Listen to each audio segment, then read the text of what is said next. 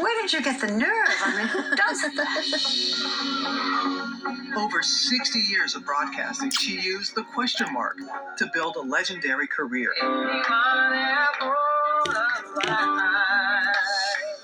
Did you get married to prove that you were not gay? No, I got married because I didn't confront the real problem in my life, that I was a drug addict. Can I ask you something very directly, which may seem rude? In our country, we read that you are unstable. We read that you are mad. You know that those things have been printed. Why do you think this is? Other leaders are disliked, but they're not as controversial as you are.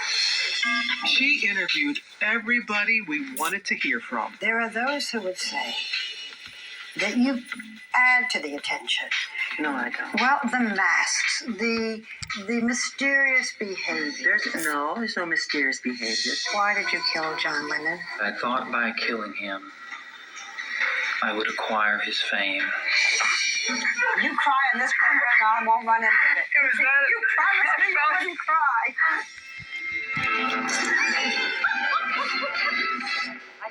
In the new business of television, the screen was glass, and so too was the ceiling. Barbara broke through both and became the most important woman pioneer in the history of TV news. The fact that I ended up on television, I never ever thought that would happen. She began working in television in the early 50s, at a time when nearly half the homes in the country didn't even own one.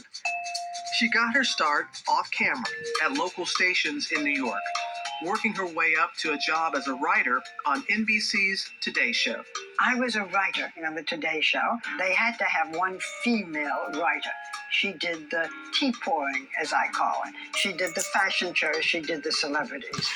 What lit up the newsrooms of New York and eventually the television screens across America was the torch of her 1,000-watt ambition and her unmistakable talent. Barbara Walters proved that there was room on the small screen for more than just men. Barbara is with me right now to give us a film report. Would you tell me, was this a very trying experience for you? Frank, it was awful. I mean, first of all, every day I had to go and look at fashion shows. Oh.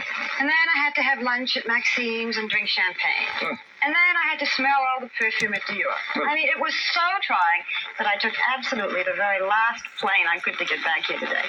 At first, most of the work she was assigned to do was less than serious. We're going to be talking about something very feminine right now, fashion. This year, vinyl is the most exciting new fashion fabric. It was the prevalence of pants. As the Today reporter, I did several stories. One was a day in the life of a Playboy bunny. It's like a ballet movement, kind of. But her first on-air report on a national news event came on an historic day in November of 1963. The new medium of television and the new reporter coming of age during a nation's heartbreak. One group of young men kept a very special vigil. These are the honor guards who have been guarding the casket of President Kennedy. Soon she became a regular. Good morning. I'm Frank McGee, and Barbara Walters is here. Frank McGee went to the head of the network and said that I could not ask the hard news questions. They all had to be done by him. And what they finally decided to do was that he could ask 4 questions, and then I could come in and ask 1. If I could do the interview outside of the studio, it was mine. So I started to look for interviews outside of the studio. Mr. Secretary, this brings up one of the criticisms about you today, and that is that people say Henry Kissinger deals in excessive secrecy. When you were a child and you were different from the other kids, did they make fun of you? What are you the least tolerant of these days? Lies or foolishness about me. The only mistake I ever did, the only harm I ever did was sing Over the Rainbow. How would you like future generations to remember General Eisenhower? There's certain fundamentals, and that's honesty, integrity, and that's what I hope they'll remember. This morning, we mourn the death of our dear friend and our most respected colleague, Frank McGee. When Frank McGee died, I became co-host. From then on, I think up to today, the women on the morning shows are co-hosts. That's a nice legacy to have.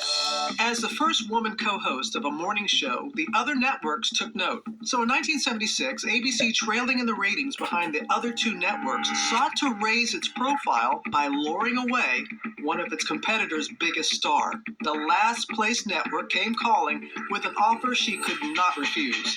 It would change her life and the business of TV news. Barbara Walters, who has been on the NBC Today program for 13 years, signed a contract with ABC Today. It was more than double the salary of the most famous anchor of the day, Walter Cronkite. Damn. The contract for a rumored $1 million a year specifies that she'll co-anchor the ABC Evening News, among other network appearances. Walters becomes the first woman to be Damn. an evening news anchor on network Barbara Walters television was getting and the paid. highest paid journalist. In those days, nobody thought it was possible. Harry Reasoner, Barbara Walters, bring you the news. I have a new colleague to welcome. Barbara? Thank you, Harry. The brash woman from another network's morning show, making more money than the man who had been happy doing the job alone. Not exactly a recipe for success. I've kept time on your stories and mine tonight. You owe me 4 minutes. Harry Reasoner did not want a partner, and he certainly didn't want a woman. He wasn't joking. The reluctant partnership became a national punchline. I have to shoot an arrow into Barbara Walters. You mean you're making her fall in love with Harry Reasoner? No. Harry just paid me to shoot her. Just didn't care. I remember reading the headline in one of the papers, Barbara Walters' failure. At the same time, I was doing these specials, which had been an afterthought. Countdown. 4, 3, 2, 1. The Barbara Walters Special. The specials saved my life because they took on a role of their own. People liked them. What's the biggest misconception about you? I think the biggest misconception is that I'm a bitch, maybe, if people think that. Now, why do they think that? Why do you? Because I'm just why like you. I have standards. I interviewed Fidel Castro and spent almost a week with him.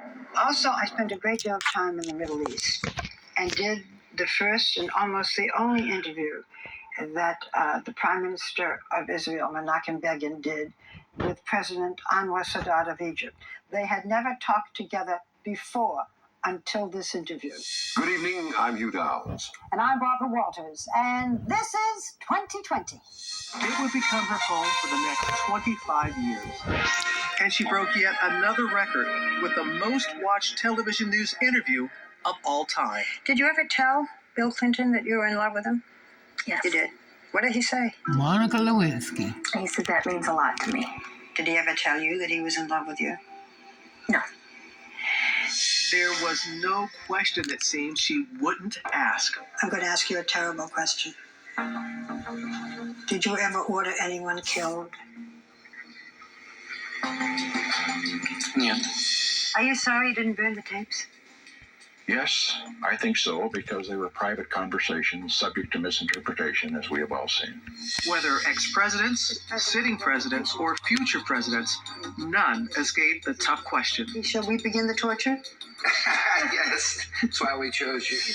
You maintained your courteous relationship, even your friendship, over these years with President Nixon. That if he killed any of the hostages, he would then attack militarily. Absolutely. We are on the verge of a recession, if we're not already there. We see our educational program failing. We see our competitiveness in doubt. Do you feel any responsibility for this? Are you sorry that you ever said, "Read my lips, no new taxes"? Mr. President, how important is it for the president to be a role model? Was it worth it if there were no weapons of mass destruction? Now we know that that was wrong. Was it worth it? Mr. President, there are some folks who say that you squandered your political capital with the healthcare plan when you should have been focusing on jobs. How can you unify the country when you make these divisive statements? But while best known for her interviews, she was also a cornerstone of our ABC News division, covering breaking news events for close to 4 Wait, how they gonna put Trump last Was he? Yeah, was he the last president? I thought Obama was the last president. Okay. Y'all comment below which one it was. Decades. We would not, under any circumstances, think of doing this broadcast without Barbara Walters. Good morning, Barbara. Good morning, Peter.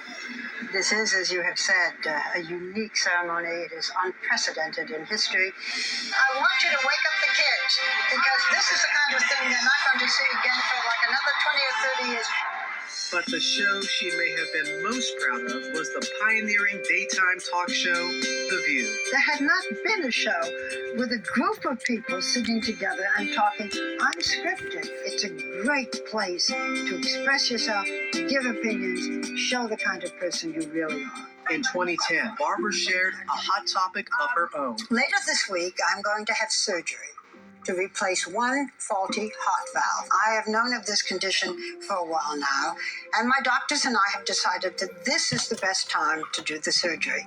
And since the summer is coming up, I can take a nice vacation. The surgery went off without a hitch, but that vacation was cut short when a VIP forced her to return earlier than expected.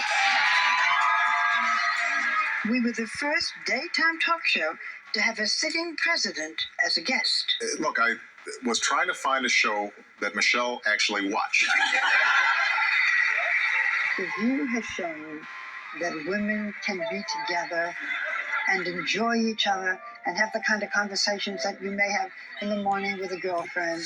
We want to give our kudos to Barbara Walters. This is the house that Barbara Walters built. You know, looking back, perhaps Barbara Walters put it best. I have been blessed with a life I never expected. And helping me up the steps of the ladder over the years have been hundreds of people. Any newswoman on TV walks in formidable footsteps and is without question in her debt. Because you're really the reason why we're all here. You're the reason why I wanted to be in television.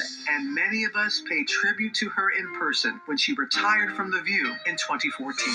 And we all proudly stand on your shoulders, Barbara Walters, as we honor you. Please welcome Robin Roberts. I never set out to be a trailblazer. I never said, I'm going to do this, for women. But I guess it's what had to be done. And as for the women who followed me, I'm very supportive of women. I know what the women on the air about them. And I've kind of become a sort of unofficial advisor. If they make it, I get all the credit. I want to be remembered in television, maybe as a creator, maybe as a good newswoman.